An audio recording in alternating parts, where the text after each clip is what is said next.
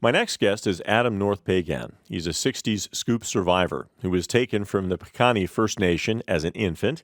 He didn't return until he was 18. He was one of an estimated 20,000 children who were separated from their families. He now offers support for survivors as president of the Legacy of Hope Foundation. And Adam joins us in studio. Good morning, Adam. Good morning, Mark. It's good to be here. So what does National Day for Truth and Reconciliation mean for you as a 60s Scoop survivor? You know what? National Day of Truth and Reconciliation is a very, very important day for the Indigenous people, in Canada, and not only for our people, but for all Canadians. And it's an opportunity to, really share the dark chapter in Canada's history of the assimilation process that happened, with our people, going back to first contact, the signing of treaties, the residential schools, the 60s Scoop, the missing murdered Indigenous women and girls, the forced sterilization of our women, at the hospitals, where their right to give birth was taken away from them. So, it's an opportunity for all Canadians to wake up and be open to hearing the truth, of the history of Canada and the contributions of the Indigenous people, that's inclusive of the Métis, the First Nation, and the Inuit. So for myself, it's been a very, very tough time for a lot of our people because, with National Day of Truth and Reconciliation, for our residential school survivors that didn't come home, it's re-triggering, and those that have been intergenerationally impacted, by colonization. So, we're hopeful that, we'll be able to create awareness. That's what it's all about, is creating awareness and educational opportunities for mainstream Canadians and settlers to listen to, to the truth telling, the stories, because those stories need to be shared. And there's a lot of trauma in there. There's no doubt about that. Many people may not understand or even know about the 60s Scoop. Can you describe that for people, and then we'll get into your personal story about it? Well, the 60s Scoops, I personally did not go to residential school. My parents went to residential school, so I'm a product of the residential school. But what happened to me was the Canadian government, they knew that that era of residential schools was going to come to a close. And there was going to be a time when those residential schools would start to close their doors. So they needed to come up with another policy that continued the assimilation of our people. So what had happened is in 1951, the government of Canada amended the Indian Act to offload the responsibility of Indigenous Child and Family Services to the provinces, with the mandate to go out and forcibly remove as many Indigenous children, from their families and put them into non-Indigenous foster homes and adoptions right across Canada and globally. And the results were, for a lot of those children, we're estimating there was probably about 100,000 that were impacted, right across Canada that were taken away from the Inuit, the First Nation, the Métis, and put in non-Indigenous foster homes and children's shelters and adoptions.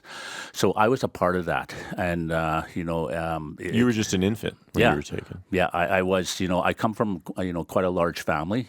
In my family, there's I think there's 12 of us, and we are all forcibly removed and taken away by Alberta Children's Services in the 1960s.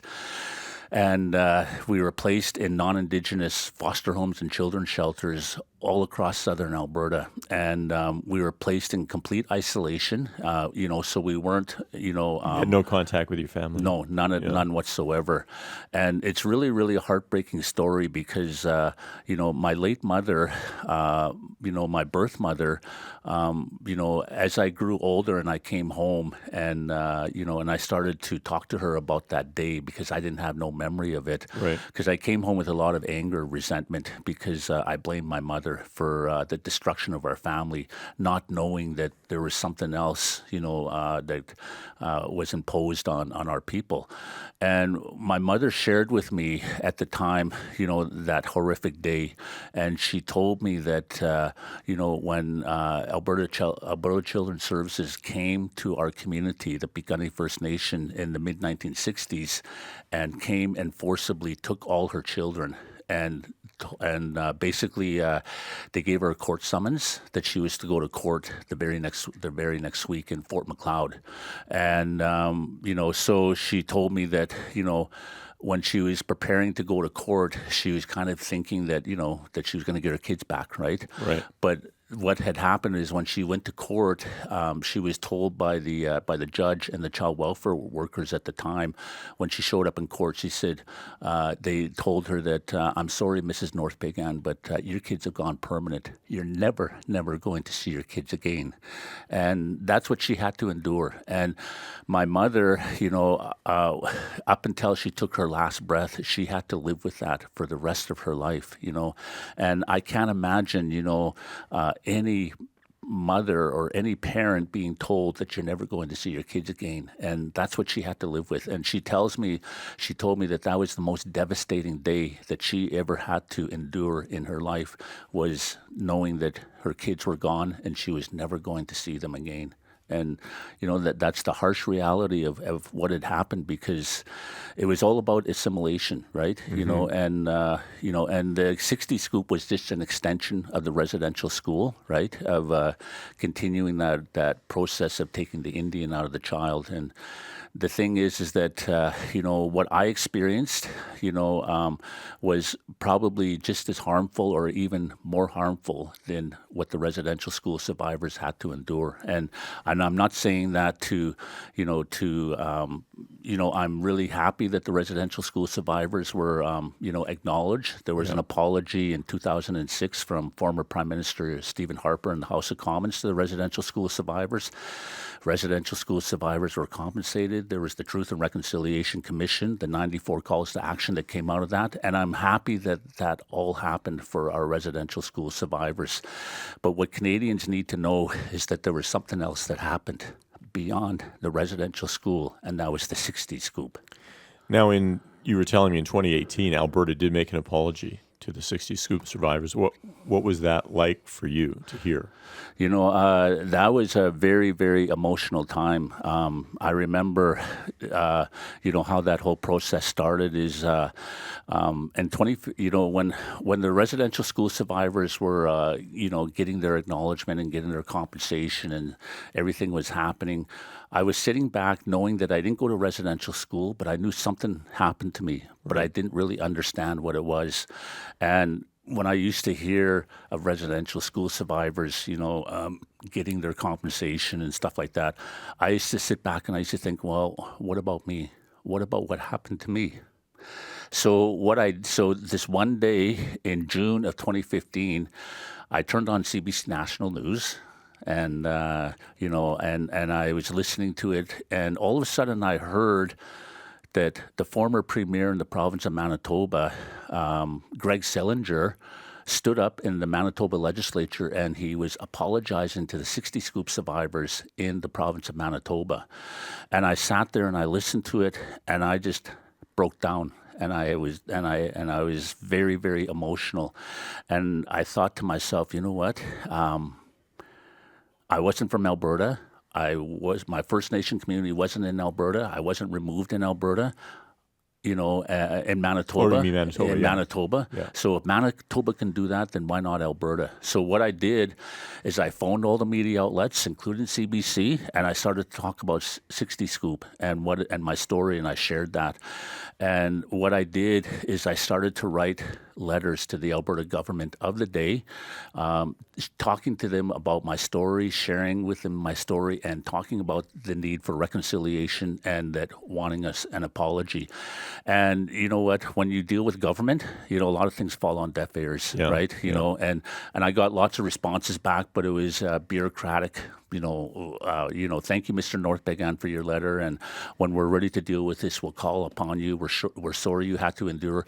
But I wasn't really getting a tangible response. And it got to the point where I was writing a letter to the Premier of the province of Alberta every week for 2 years to get the attention of the Alberta government, for the need for reconciliation.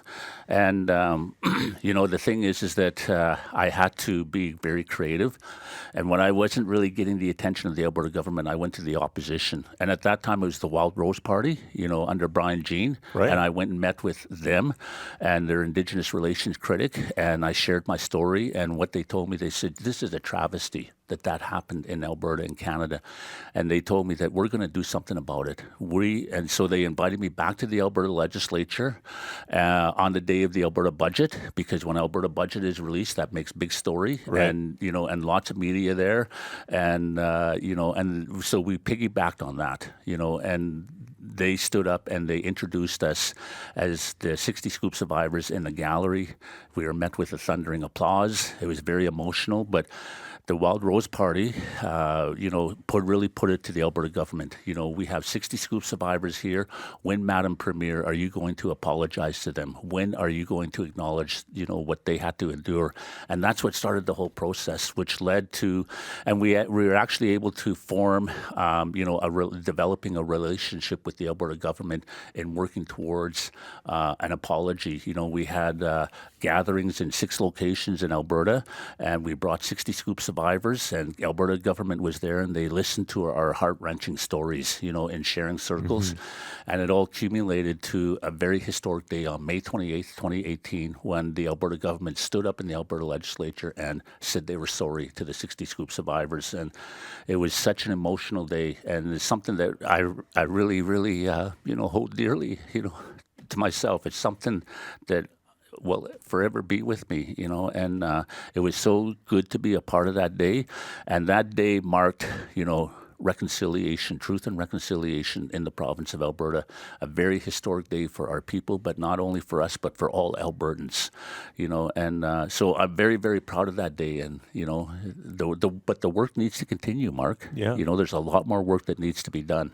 Well, Adam, I hope that you telling your story and the way you've told it and that whole process of getting to that point will impact people who will think about truth and reconciliation and how important it is to you and to everybody that's impacted, because it impacts all of us. We're all part of it. It's not just didn't happen to some people. It happened to us as a society, and we need to right those wrongs and face up to the truth.